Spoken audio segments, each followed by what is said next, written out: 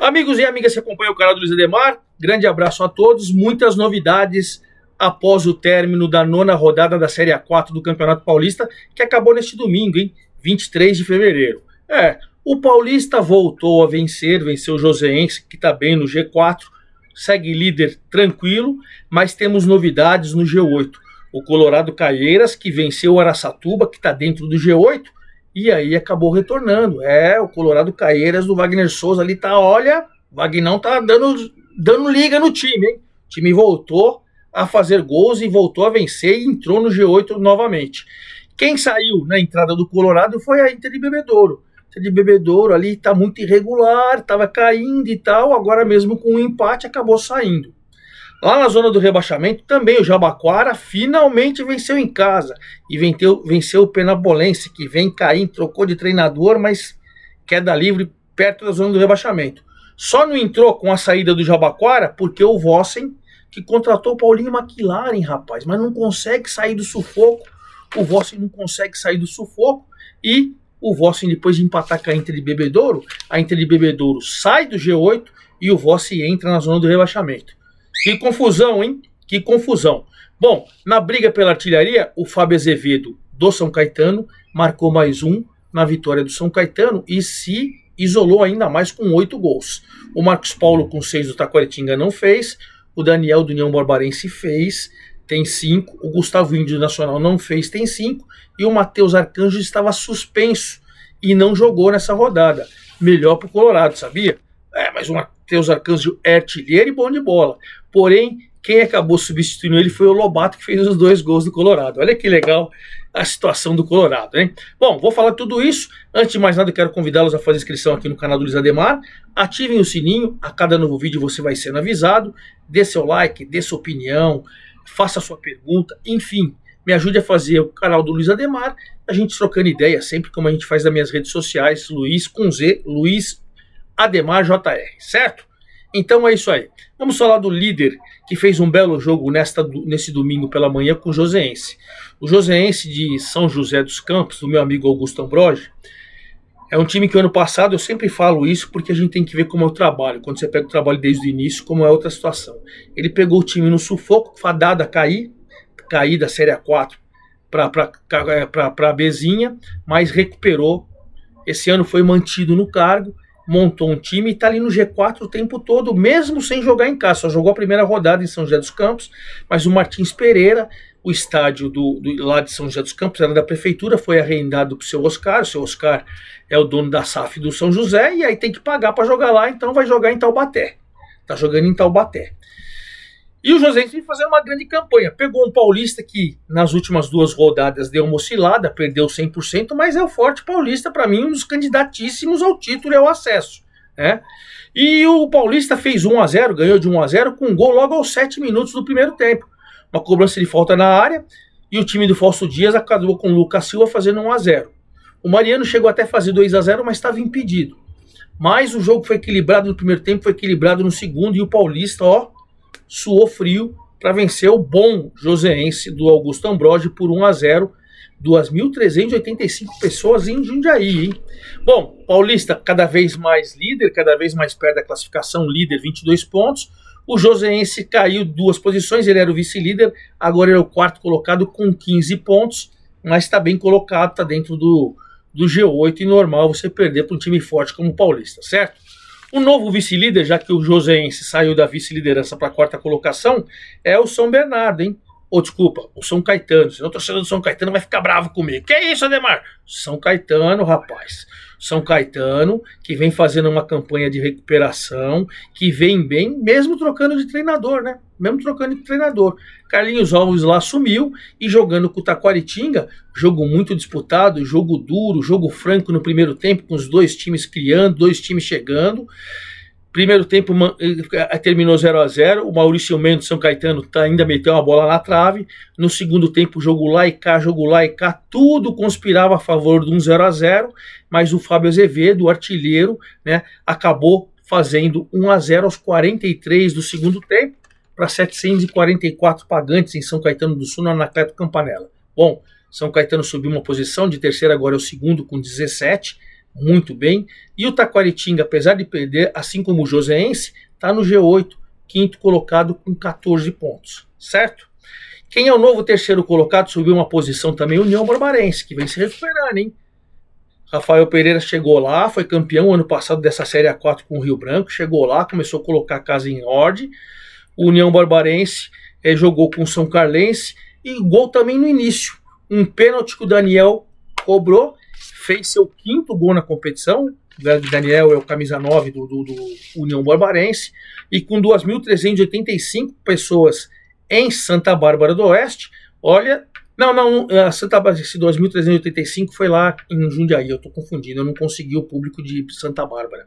Mas enfim, o Barbarense, apesar do jogo duro, jogo disputado, São Carlense vem crescendo na competição. Foi nesse domingo pela manhã, muito calor. União Barbarense confirmou 1-0, subiu, agora é o 10, tem 17 que nem o São Caetano, mas São Caetano é segundo e ele é o terceiro pelos critérios, né?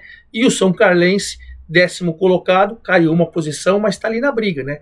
Ele está a 2 pontos do G8, então está na briga e está afastado 4 pontos da zona do rebaixamento. Importante. Paulista 22, São Caetano 17, União Barbarense 17, o Joseense que perdeu do Paulista 15, o Taquaritinga que perdeu do São Caetano tem 14, e com 14 também na 6ª colocação subiu uma posição Nacional. Mas o Nacional ficou só no empate 0-0 com o Barretos. Não foi um grande jogo, foi um jogo com pouca chance de gol, jogo muito truncado, o Barretos bateu muito. Nacional do Tuca de Guimarães até que tentou um pouquinho mais, nos contra-ataques o Barretos até que criou pequenas oportunidades, mas o 0-0 para 191 pessoas acabou sendo um resultado justo. Nacional, apesar de tropeçar em casa, com um pontinho subiu uma posição, é o 6º com 14 pontos, e o Barretos é o 11º, continua na 11ª colocação com 11 pontos, a 2 do G8, lutando pelo G8 ainda.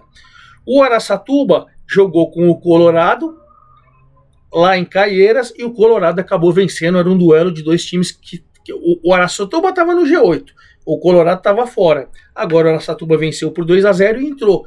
O Colorado venceu o Araçatuba por 2-0 e entrou. O Colorado é o 8º com 13 e o Araçatuba é o 7º com 14. E essa história de jogo é curiosa, que eu falei para vocês no início, né? Matheus Anjos é muito bom jogador, é o artilheiro do Colorado com 5 gols, o cara é importante, não jogou. Aí o Vagnão, o técnico Wagner Souza, foi lá e colocou o Lobato. O Lobato, com um chute forte aos 4 minutos do primeiro tempo, fez 1-0, substituto do Lucas Arcanjo. O jogo ficou lá e cá, jogo bem disputado, foi para o primeiro tempo 1-0, novo chute forte do canto do Lobato aos 44 do primeiro tempo, 2-0. Então aos 4 e aos 44 o Lobato matou o jogo. No segundo tempo, jogo muito igual, muito disputado, Colorado com 53 pagantes, só que pena em Caieiras, né? Mas o Colorado entrou para o G8 com 13, o Araçatuba caiu uma posição de 6º para 7º, é 14. Então você tem um G8 com Paulista 22, São Caetano 17, União Barbarense 17, Joseense 15, Taquaritinga 14, Nacional 14, Araçatuba 14 e o novo integrante, o Colorado, com 13. Né? Inter de Bebedouro com 12, né? Com 12 saiu a Inter de Bebedouro ao empatar com o Vossa em casa ontem por 1-1. 6 jogos sem vencer do Inter de Bebedouro, hein? Tá dando uma queda, 917 pagantes, torcedor de Bebedouro ainda acredita, mas o grande problema é que o Inter de Bebedouro teve oportunidade, teve oportunidade. Por exemplo, o Vinícius Pequeno, que entrou no segundo tempo, ele meteu uma bola no travessão. Só que no final do primeiro tempo, o Diego, num passe do Jonathan, fez 1-0 para o Vossa. Aí o time do Paulinho Maquilari estava conseguindo a primeira vitória ali com o novo comandante e tal. Veio o segundo tempo, Inter de Bebedouro foi, mas acabou empatando só aos 42 do segundo tempo, mais uma vez com o Vinícius Pequeno que tinha entrado no jogo. Ele deu um passe, escanteio, e o Lucas Sarravalli acabou de cabeça empatando. E o time do meu amigo Edson Vieira continua 6 jogos sem vencer, hein? E por isso, claro, acabou saindo do G8. O empate ruim para os dois, porque a Inter de Bebedouro agora é o 9º com 12, saiu do G8, e o Vossen, apesar de empatar fora de casa, com 7 pontos, entrou na zona do rebaixamento. 7 pontos, zona de rebaixamento. Infelizmente, o time de Assis parece fadado a uma situação complicada, hein? O São Carlense, que eu falei para vocês que perdeu do União Barbarense, é o 10º colocado com 11 pontos. O Barretos, que empatou com o Nacional, é o 11º com 11 pontos. E aí você tem o Audax, que chegou a ficar lá chafurdando na zona do rebaixamento, agora está reagindo, hein? O Audax está reagindo, em casa pegou a lanterninha, e para mim já rebaixada. Matematicamente não. Mas 3-2, com só 67 pessoas em Osasco, hein? Bom, o Atos, após uma cobrança de lateral, faz 1-0 aos 27 minutos. Porém, o Bolt, numa jogada individual, foi lançado e tal, acabou empatando no primeiro tempo.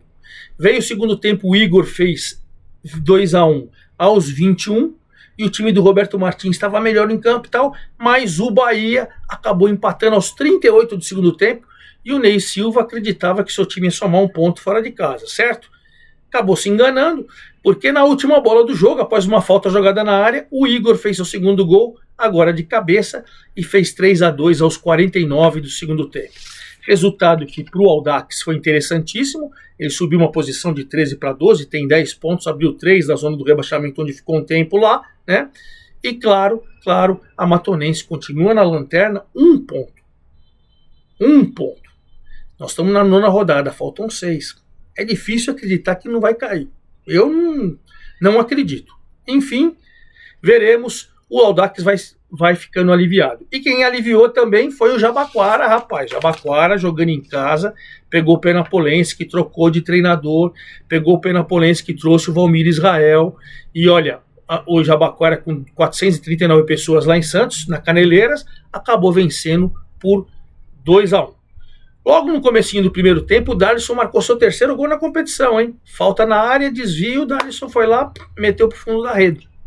1-0 aos 6 minutos. Mas aos 16, o Rodrigo acabou deixando tudo igual, né? Deixando tudo igual. Aí, cara, o jogo tava lá e cá, 1-1, pênalti pro Penapolense, né?